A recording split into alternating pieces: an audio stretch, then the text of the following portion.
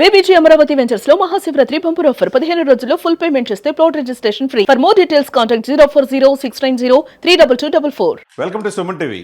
Andhra Pradesh budget ఈరోజు ఉదయాన్నే అసెంబ్లీలో ప్రవేశపెట్టారు. అసెంబ్లీలో ఆర్థిక శాఖ మంత్రి పయ్యావుల కేశవ్ గారు బడ్జెట్ ప్రవేశపెట్టే ముందు అటు చంద్రబాబు నాయుడు గారిని, ఉప ముఖ్యమంత్రి పవన్ కళ్యాణ్ గారిని కలిసి వాళ్ళ యొక్క ఆశీస్సులు తీసుకొని ప్రవేశపెట్టడం జరిగింది. అదేవిధంగా శాసన మండలిలో హోమ్ మినిస్టర్ అనిత గారు బడ్జెట్ ను ప్రవేశపెట్టారు. ఏదైనా కానీ అస్తవ్యస్తమైన ఆర్థిక పరిస్థితి ఆంధ్రప్రదేశ్ పరిస్థితి నుంచి ఇప్పుడిప్పుడే గాడిలో పడుతూ ఉన్నది. ఈ సంవత్సరం 2026-27 సంవత్సరానికి 3,32,205 కోట్లతో ఈ బడ్జెట్ ని ఆంధ్రప్రదేశ్లో శాసన మండలిలో, శాసనసభలో ప్రవేశపెట్టారు. ఎందుకంటే అన్ని రంగాలకి ప్రాధాన్యత ఇవ్వాలి. దాంట్లో భాగంగా ఆర్థిక నిపుణులతో చేత అన్ని రకాల సర్వే చేయించి ఈ బడ్జెట్ ని అపార అనుభవం ఉన్న 4.5 దశాబ్దాల అనుభవం ఉన్న చంద్రబాబు నాయుడు గారి నేతృత్వం, పవన్ కళ్యాణ్ గారి యొక్క సలహా సూచనల మేరకు ఈ బడ్జెట్ రూపాంతరం చెందిందనేది అర్థమవుతా ఉంది. అందరూ కూడా చాలా హ్యాపీగా, అంటే నెగిటివ్ కంటే ఎక్కువ పాజిటివ్ గాని ఈ బడ్జెట్ పైన అన్ని శాఖలకి సమాన ప్రాధాన్యత ఇస్తా ఉన్నారు. అటు మహిళలు కావచ్చు, ఇటు వ్యవసాయ రంగానికి కావచ్చు, ఇటు యువత ఎంప్లాయ్మెంట్ కావచ్చు,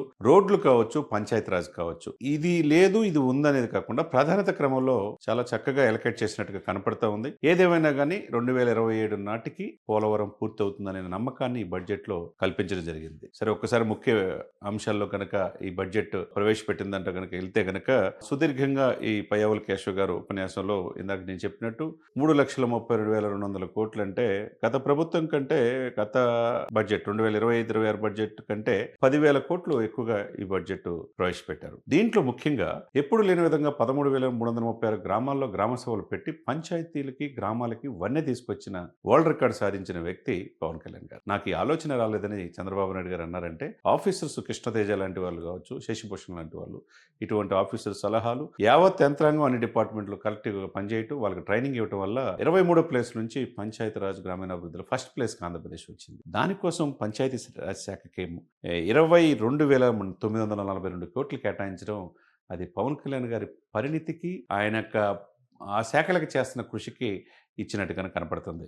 ఎందుకంటే మరొకసారి వీక్షకులు తెలియజేద్దాం, ఒక పంచాయతీరాజ్ శాఖకే 22,942 కోట్లు కేటాయించారు. ఇది ఒక గొప్ప ఇదిగా మనం చెప్పుకోవచ్చు. దీంతో పాటు 53,750 కోట్లతో వ్యవసాయ రంగానికి బడ్జెట్ అచ్చెన్నాయుడు గారు, చంద్రబాబు నాయుడు గారి, పవన్ కళ్యాణ్ గారి యొక్క ఆశీస్సులు తీసుకొని సబ్మిట్ చేయడం జరుగుతూ ఉంది. ఈ విధంగా చూసుకుంటే ఆంధ్రప్రదేశ్ ఆర్థికంగా బలోపేతం అవుతుంది అనటానికి స్పష్టమైన ఆధారాలు కనపడతా ఉన్నాయి. ఎందుకంటే డేఎంబౌల్ 24 అవర్స్ ఆంధ్రప్రదేశ్ రాజధాని అమరావతి అనే నమ్మకాన్ని ప్రజల్లో కలిగించారు.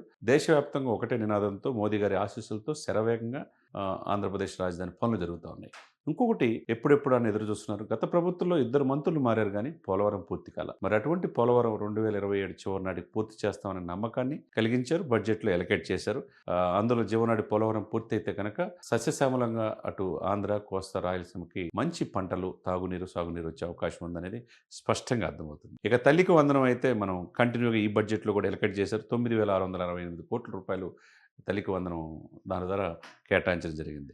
ఏదేమైనా కానీ మౌలిక వసతులు, ట్రాన్స్పోర్ట్ ఫెసిలిటీసు, తర్వాత నీటిపారుదల, అన్ని రంగాల్లో ఏ ప్రాధాన్యత క్రమంలో ఎవరికి ఎంత ఎలకేట్ చేయాలి, ఏ డిపార్ట్మెంట్కి ఎలకేట్ చేయాలి, ఎక్కడి నుంచి వస్తుంది ఏంది ఆదాయం, పోతుంది ఏంది ట్యాక్సుల ద్వారా, కేంద్ర ప్రభుత్వం నుంచి ఏ విధంగా వస్తాయి అనే ఆ నమ్మకాన్ని ఈ బడ్జెట్లో స్పష్టంగా కలగజేసినట్టు కనపడుతుంది.